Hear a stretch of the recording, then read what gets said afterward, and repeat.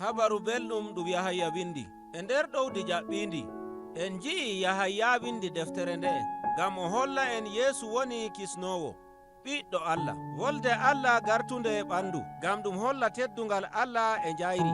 En ji'ay no siryori deftere nde ngam ko yiɗi wiiki en e njayri. Yeesu waɗi goɗɗum kayɗiniɗum, kollay ɗum kanko o moye, tabbitinay ɗum ko ɓiɓɓe Israa'ila ndentuno fuu e ɗum dow maako. ɗum bo ɗum waddi seko fuu e noon ardiɓe Yahudanko'en ɓe ummani Yeesu dow ko o wi'ata, ngam woɓɓe mbi'a o hokki yonki maako ngam higo maako Liyazarus. Yeesu hokki yonki maako nde o yahi haade Urusalima. Ɗum waddi en yeɓre ɗiɗaɓre. E ɗo Yahaya yoyi hakkilo muɗum dow boliɗe ɗe Yeesu waɗi e tokkuɓe mo. E nder jemmare nden ɗon fuu o meti dow no mayde maako warrata. Yeesu siryanake ɓe kirtari kayɗinindi. O hocci kuugal massuɗo ɓurɗo famɗugo, lotanayɗo jeymu wuro maako koyɗe. Iri ngal kuugal nder al'adaji Yahudanko'en, iri ngal kuugal modi bo waɗantangal almajiri en muɗum. Ngam non Yeesu wi'i, ɗum woni alama iri jonde nde gaɗoton.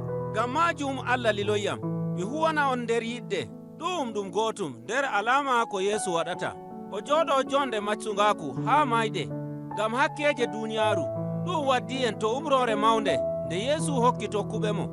Ɓe gingittira yidde woni ko ɗum heɓtirta kamɓe ɓe tokkuɓe Yeesu.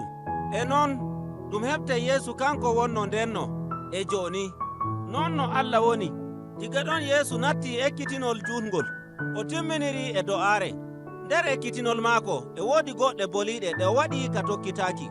Yeesu waɗi ka wiiki tokkuɓe mo, naa ko neeɓi mi ɗalay on. Ɗum mettinaniɓe ɓerɗe. Amma Yeesu wi'a ɓe, ɗum ɓuranay on. To mi dilli mi lildoy on Ruuhu Seniiɗo, to o wari o jinganay on. To ni Yeesu e nder ɓandu, ɗum tawaymo e wigeere go'o. Amma to Ruuhu ɗum wari, ɗum taway ɗum ko toye e nder konjele saril. Ɗon ma Ruuhu on o waɗay fii ɗuɗɗum. Yeesu wiɓe, siftore ko Yahaya wi'ayno dow teddungal Allah go'oto. O holli en Allah e woodi sumpo, bo Baaba e Ɓiɗɗo. Yeesu wi'i Ruuhu ɗum e ɗum heewi yiɗde. O waray o jooɗo nder yimɓe, o hollayɓe yiɗde gonde hakkunde Baaba e Ɓiɗɗo. Ɗon ma Yeesu fuɗɗiti wi tokkuɓe mo, to o wari o joɗɗoto e moɗon. Yidde maako diga to Allah nde woni. No sanɗi jokkori ɓandu lekki, non ɗum hollirta yidde maako e nde Allah. Nde hokkay ɓi neɗɗo yonki, o jamɗitinteɗo, ɗon ma ɗum yofaymo o laato neɗɗo keso. E ko ɓuri noon, Ruuhu on o sembiɗinay tokkuɓe Yeesu, ngam ɓe kuwa kuugal maako nder duniyaaru. Ɓe kebbina umrore nde o hokki ɓe, ɓe giɗindira, ɓe jaggano woɓɓe. Yeesu wiɓe kuugal ngal woni ngam ɓe andina goonga, ɓe semtina hakke e yittare gonɗum nder neɗɗo. Ɗon ma ɓe andina Yeesu o Allah.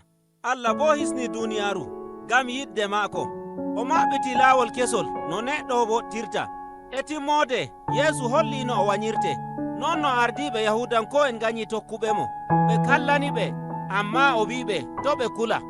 O nyaami jaalorgal dow duniyaaru. Ɗume woni jaalorgal Yeesu yiɗi wiiki? Ko o wi'i ɗum yaray en yeɓre timmode deftere nde'e. Ko Yahaya hollata en ɗume woni jaalorgal. Iri ngal Yeesu. Ardiɓe Yahudanko'en ɓe lili sooji en to Yeesu e tokkuɓe mo ngam sooji en ɓen nanga ɓe. Nde sooji en ɓen ƴami, nder moɗon moy woni Yeesu? O wi'i rammiɗo, ɗum min. Ɓe fuu ɓe njantiri ɓaawo. E ɗo Yahaya holli ilmu ɗum. E nder boliɗe maako a hawriti fiiɗi ɗum mawɗum, o sendi ɗum nde joweeɗiɗi. To Yeesu huutinirta boliinde wi'aynde, ɗum min. E nder Helenankore, ɗigo imi gaylitɓe wolde Helenanko'en yaaki Ibraniyankore. E ɗum holla ɗum alkawal ngal Allah waɗi e Muusa nder deftere wurtaaki suurawol 3. O ɗiɓiti wi'ikika nde ɗuuɗi nder deftere Isaya. Yahaya fooɗi haala ka'a e bigeeje feere-feere. Nder ko wi'ata ko Yeesu wi'i, ɗum min, nde woliinde nde luggunde. Min woni buroodi yonki, min woni jeygol duniyaaru, min woni dammugal baali, gaynaako boɗɗo, ummitinayɗo mayɓe. Min woni laawol, min woni goonga e yonki, min woni layol goongawol. Yahaya siryake habaru maako no haani nder deftere nde. Wolde ɓurde mangu woni, ɗum min, e ɗum holla inde nde seniinde. Gaɗa ɗon Yeesu yahrama to kiitotoɓe, ngam woliinde nde o wi'ata, mawnde min mi ɓiɗɗo Allah, mi laamiɗo Israa'ila. min ɓuri mangu nder ardiɓe diina. Nde o darna yeeso gomnaajo Bilatus, nde Bilatus yi noddireɗo hoore laamiɗo fuu, o fijanta iri ka haala ɓuri ma nde ɗum wi ɗum laamiɗo Israa'ila. Yeesu wi Bilatus, laamu am wala nder duniyaaru ndu, emo holla mo o laamiɗo. Laamu maako fuɗɗi ko duniyaaru tage, ɗum jooɗoraaki no yimɓe duniyaaru laamorto, amma laamu maako e holla jikku Allah. Yeesu bo e laamori e jikku Allah. Laamu ngu e ngu jooɗoro gafaangal. E ɗo laamiɗo duniyaaru goongaajo, o ñaami jaalorgal dow hakke e halleende. O ñaami jaalorgal e hokkitirki hoore maako nder yiɗde. Kada ɗon ɓandu Yeesu wallinaama nder yenande, nden ɗum ombinde. E nyande alal, Maryamu e woɓɓe tokkuɓe Yeesu ɓe tawi yenande nden maɓɓitaama, wala ko goɗɗum e nder. Maryamu ɗon e ɗon sey hawri e Yeesu. O ummitake daga mayde. Ummitaaki Yeesu ɗum so'i en dow habaruuji joweeɗiɗi ɗi Yahaya windi. To en siftori humto koɓgal nder Kana'ana, to Yeesu wayliti ndiyam ɗam warti ndiyam inabojam, Yahaya wi'i en ɗum kayɗiniiɗum Yeesu arti waɗi. ɗo o holli en kayɗiniiɗum ɗiɗaɓum. Yamɗitinki suka mo yamaki nder suurawol 4. Daga ɗon Yahaya fuɗɗi holluki en goɗɗum. Tarari a yiyey ɗum nder Yeɓre 9. To Yeesu ummitini Lazarus, o burtinimo daga nder yenande. Ɗum ko Yeesu waɗi, ɗum fooɗanimo mayde.